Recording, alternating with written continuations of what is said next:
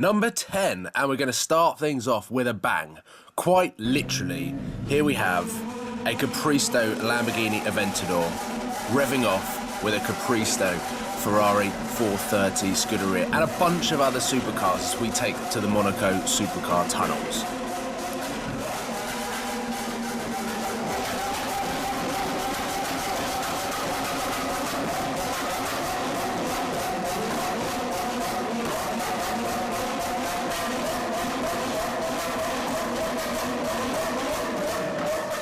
So this has been one of my best experiences with supercars this year. Epic convoy through the Monaco tunnels with some insanely loud supercars, and this Aventador just flamed consistently. It was unbelievable. Not only did we go through the tunnels, but we also went up into the mountain hills, which you would have seen because it is one of my most favourite videos of all time.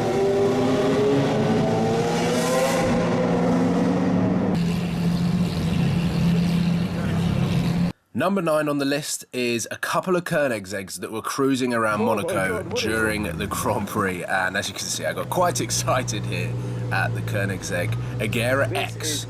This is actually driven by Adrian Sittel at this point, which is pretty cool. Driving around near Casino Square and then eventually parking up next to a CCXR full carbon edition, if I'm correct. Please correct me if I am wrong in the comment box below, but it is absolutely stunning. And then this is with the chaos that incurred at the Monaco Casino Square when Adrian Sittel decided to park next to the other Koenigsegg that was parked outside the casino.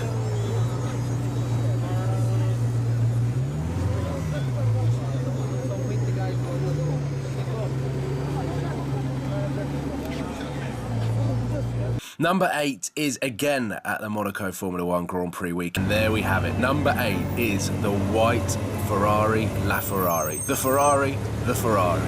Absolutely stunning. Never seen one in white and still have not seen a single one since this car on Italian plates and holding up all of the traffic at the Fairmont hairpin corner, deciding whether or not to go into the hotel and do the valet parking, which he eventually did decide to do.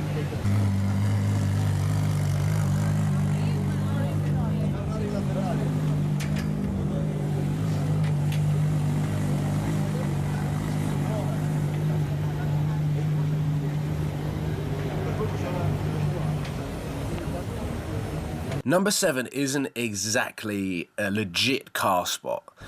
As you can see, I am here in Detroit for the North American Motor Show and at the Ford press conference. And the reason why this makes it in so highly is what a special trip this was to be in Detroit, but then to be there in person when they announced the new 2017 Ford GT. I had no idea about this car. They had completely talked it off during this press conference, hadn't mentioned a single thing about the next supercar that was coming from Ford until they said, we've got one more thing to show you. And then at this moment in time, I think my palms started to get a little bit sweaty. I had no idea what this car was going to look like. I love the old Ford GT, and all of this stuff here really excited me, and I just could not believe that I was actually here. And when I started seeing glimpses of the Ford GT, I started to get really nervous here. And here we go. This is the first time the world saw the brand new Ford GT, and oh my god, is it a stunning car. The dimensions are unbelievable. It shouldn't be a car, it should be like a rocket or something. The way this car looks in person, it is so wide, it is so low. If there was one car that I'd love to own in the next 2 to 3 years, it is this car.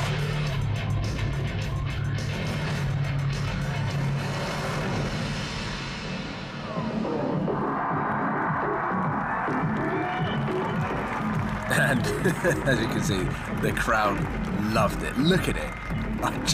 I still can't get over it, and I can imagine that that car in satin black will be the most stealth-looking Batmobile-esque car ever. And really, really great footage from me there. Great filming. I think I was probably trying to take a picture at the same time to try and get that snapshot online. Look at those exhaust tips. I mean, that is fighter jet stuff, and it matches the rear tail lights as well. Stunning car. Let me know your thoughts on the new 2017 Ford GT. Have you seen one? What colour have you seen it in? Because I know that there's a few floating about now, but I have to say that is one of my favourite cars at the moment. I need to learn on getting the whole car in the frame.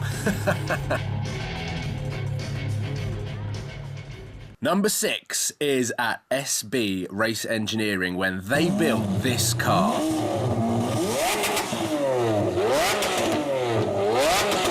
The first Liberty Walk Lamborghini Veneno in Europe. SB Race Engineering spent about 3 months building this car, and I have to say it is one of the craziest cars that I've seen and been in. Actually, I actually got a ride in this car, but just listen to this. And then this, and then watch the flames.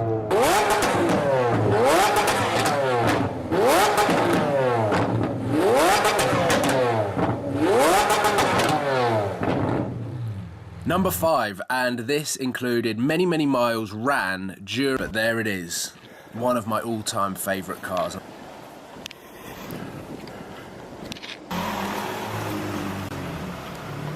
I just remember filming this car, not this specific car, but as on the Mclaren, just power sliding in central London, which is probably one of my greatest memories of car spotting. But that is a proper race car for the road. I love it, and I think that would be in my dream top 5 garage. I think I've mentioned that quite a lot in a few Q&As, but what an awesome car.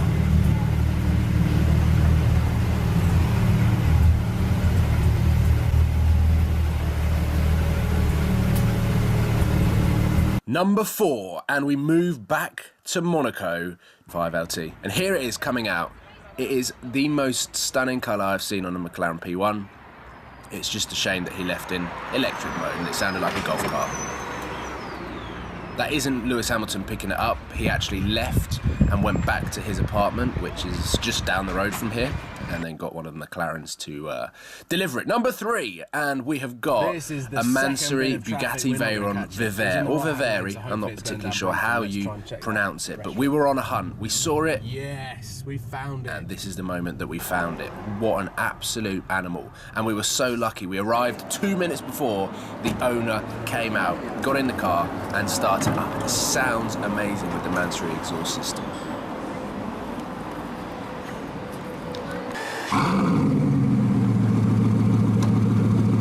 Get the old active spoiler going, but look at it. Stunning car. Truly honoured to see that car this summer in London. Beautiful, beautiful specification. The carbon fibre weave is incredible. And there's Stefan crossing the road and getting in my shop. Number 2, and we move to this car. The MSO glow-in-the-dark McLaren P1. I spent 24 to 48 hours trying to hunt this car down, and then finally it parked up, and this is my excitement. This looks like a race car. Oh my God. Christ. So this car was around for a couple of days in the summer and has only been seen since a couple of times.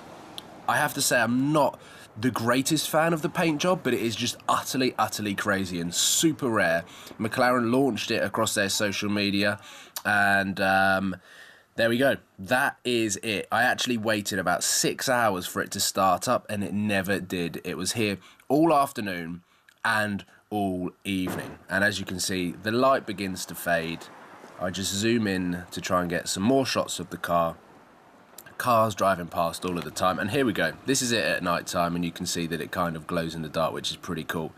And finally, number 1 on the top 10 supercars spotted of 2015, of course, is the Lamborghini Veneno that myself, Sam and Seb saw in Dusseldorf. Lamborghini Dusseldorf, Veneno Roadster.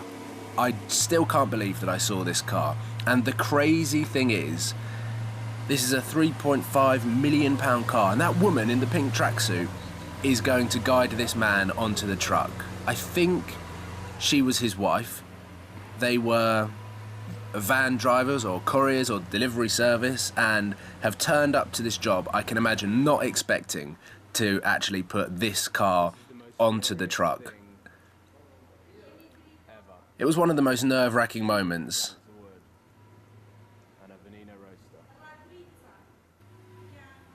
And here you go, here's a couple of the salesmen trying to help get this car on, bearing in mind the value and also the rarity of this car. And there she is, she's got 2 handbags. And there she is trying to guide him back on. There's Seb's reaction. We couldn't believe what we were seeing. Look how close it is.